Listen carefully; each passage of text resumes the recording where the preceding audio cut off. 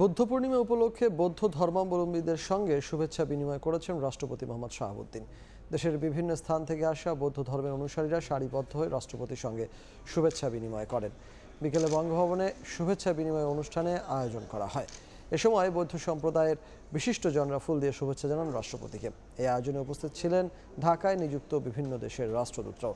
সংক্ষিপ্ত শুভেচ্ছা বক্তব্য দেন রাষ্ট্রপতি।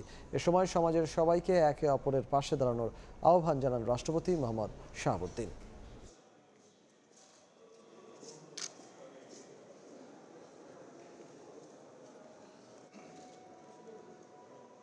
আজ বিশ্বের বহু স্থানে মানবাধিকার ভুলণ্ঠিত হচ্ছে।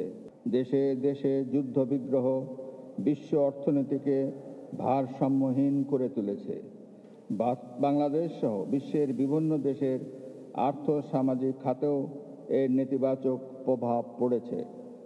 কঠিন এ সময়ে আমাদের একে অপরের পাশে দাঁড়াতে হবে। কেউ যেন উৎসবের আনন্দ থেকে বঞ্চিত না হয়, সেদিকে লক্ষ্য রাখতে হবে। এদেশে যা কিছু সাফল্য অর্জন তা সকলের। আসুন ভালো কাজের মাধ্যমে নিজেদেরকে দেশের যোগ্য নাগরিক হিসেবে গড়ে তুলি।